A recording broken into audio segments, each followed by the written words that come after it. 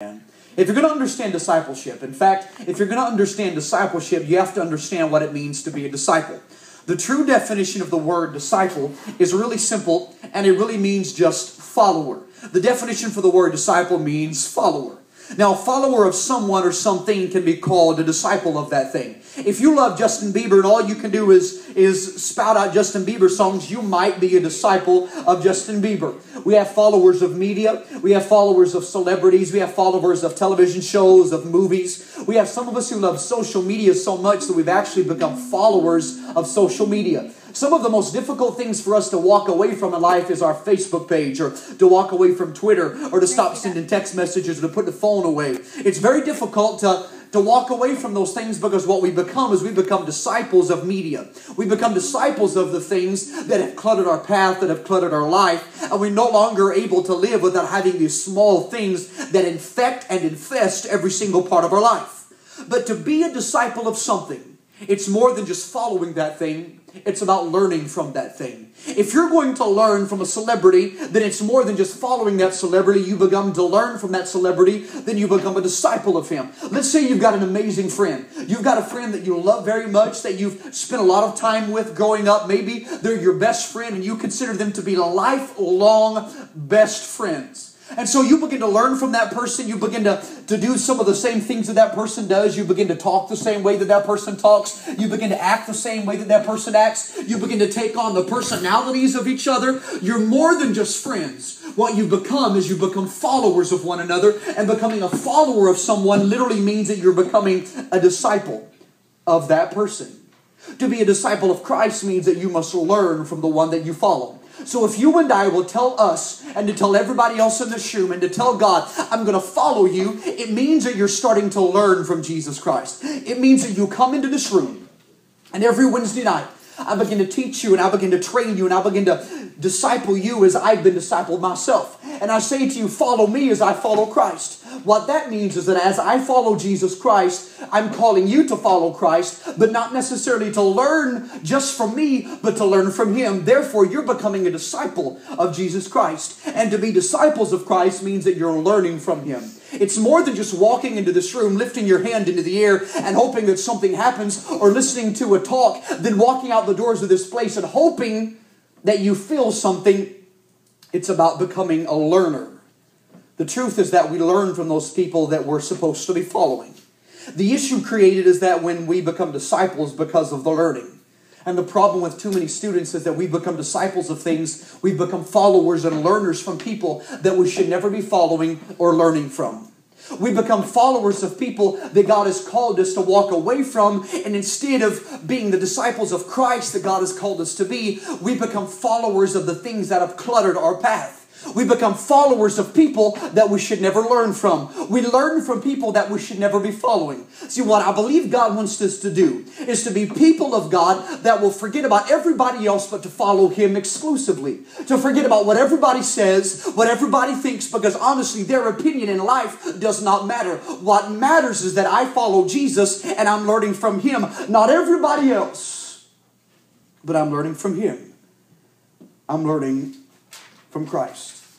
I'm going to look at the Bible. I'm going to look at Luke chapter number 5 right now. Luke chapter number 5, verse number 1. This is what it says in Luke chapter 5, verse number 1.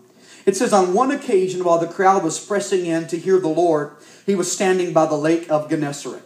And He saw two boats by the lake, but the fishermen had gone out of them and they were washing their nets.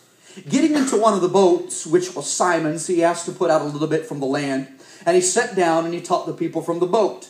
And when He had finished speaking, He said to Simon, put out into the deep and let your nets down for a catch. And Simon answered, Master, we toiled all night and took nothing. But at your word I will let down the nets.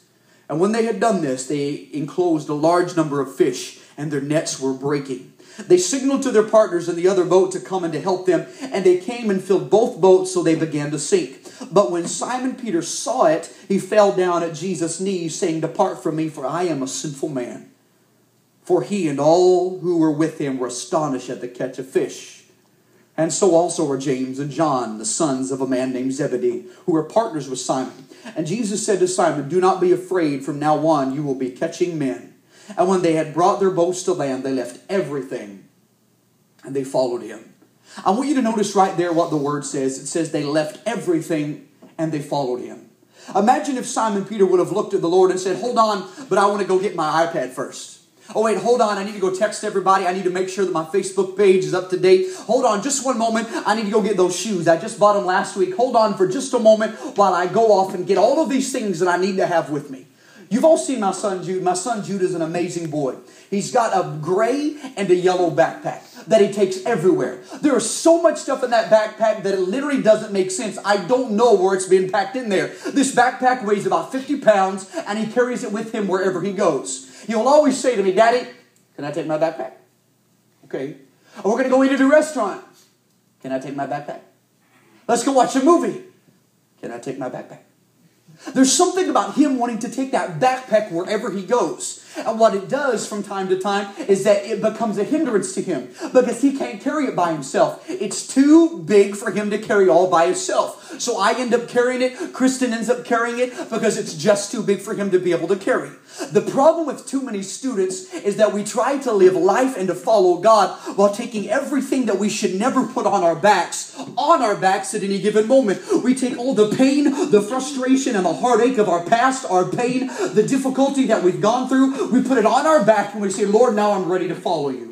That does not create a follower of God. It creates somebody who's on the verge of collapsing every single day. God has called you not to live a life burdened down by all the junk that the world has. God has called you to live a life of complete and passionate pursuit. And the only way that you will be able to be the person or the people of God that God has called you to be is just like being what Simon Peter said. He said, I will leave everything. It says he left everything and followed him.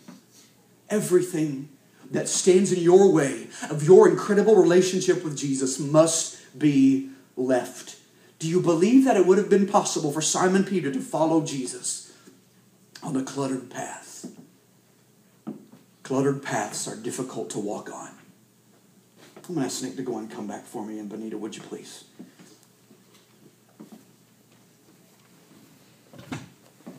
Most of you guys know that I'm originally from Arkansas, and I've tried hard in the past to get rid of my accent. Sometimes it comes back anyway when I'm just trying to preach, when I'm talking to people, and I go down south. It's funny because Kristen will cross into Arkansas. She could be in mid-sentence crossing over into the border of Arkansas, and her accent changes like that. We'll be driving to Arkansas, and we'll be crossing the line, and she said, you know what, I would really like to have a drink of water. Mid-sentence, her accent changes. It's pretty funny. But my grandfather also grew up in Arkansas. Most of my family comes from Arkansas. When I was a kid, my grandpa used to tell me an incredible story about something that happened to him when he was just a young man. He said, Jacob, one day I had a vision. And in my vision, God told me to follow in his footsteps. And he said, and I was in the middle of a large field. Just me and God were in the middle of a field, and the Lord said, Jerry, my grandfather, walk in my footsteps. And so my grandpa could see the feet of God being pushed down into the grass, and all of a sudden the grass would part, and my grandfather would put his feet down in the places that he saw the Lord step. Several minutes had gone by as my grandpa was walking where God had told him to walk as he saw the Lord's footsteps, and all of a sudden a tarantula, a large spider, went into one of the footsteps where the Lord stood. And my grandpa was freaked out just like most of us would be by seeing a tarantula, and he jumped over it. And he continued to walk, and the Lord said, walk in my footsteps, Jerry. And so my grandpa continued to put down his feet where the Lord had stepped and where the Lord was walking. Just a few more steps down the road, the Lord took a step, and into the middle of that step there came a small spider. My grandfather wasn't scared of the spider, and so he stepped on it and he crushed it underneath his foot. And he kept walking. And the Lord said to my grandpa, Jerry, walk in my footsteps. A few minutes later, the Lord stopped and said, if you would have been bitten by that tarantula, you may have been sick for a few hours, but you would have lived. He said, do you remember seeing that spider? If you would have been bitten by that spider, you would have died in seconds. And the Lord actually told my grandfather the name of that spider. And my grandpa remembered it for as long as he lived. About 15 years ago, my grandpa was sitting in front of a TV one night doing what he does every single night, sitting in front of a television watching Discovery Channel or old westerns on AMC. He was sitting there one night watching a program about spiders in Australia, and they began to talk about different spiders, and they actually began to talk about a spider that had only recently been discovered. And in the middle of this program, my grandpa was watching about spiders. They said, and we have discovered one of the most poisonous spiders that you could possibly imagine. We've discovered, and they named the name of the spider that the Lord had showed my grandpa in his dream, in his vision, years and years earlier. Because the Lord said, walk in my footsteps. See, when you follow Jesus, I promise you, there will be times of your life when you wonder to yourself, can I do what God is calling me to do? Can I be what God is calling me to do or to be? Can I be the Christian? Can I be the man? Can I be the woman that God is calling me to be? And the truth is, you absolutely can, but it requires one thing. It requires that you walk in the footsteps of God. What if my grandfather would have said, you know what, Lord, you're putting spiders in my path. I'm going to go do my own thing. The problem with too many teenagers is that we say, God, I'll follow you as long as stuff doesn't get in my way. I will follow you as long as things don't come into my path. I will do exactly what I need to do as long as my relationships are the way that I believe that they should be. If you are willing to follow God, what that will mean is that in spite of anything and everything that takes place, you will still be who God has called you to be. And you will still run to the places that God has called you to run. You will still stand where God has called you to stand. And yes, you will walk in the footsteps of God. I wonder if you believe that it's possible to be who God wants you to be. Because if it is, your life is getting ready to take a direction that you will desperately need His hand.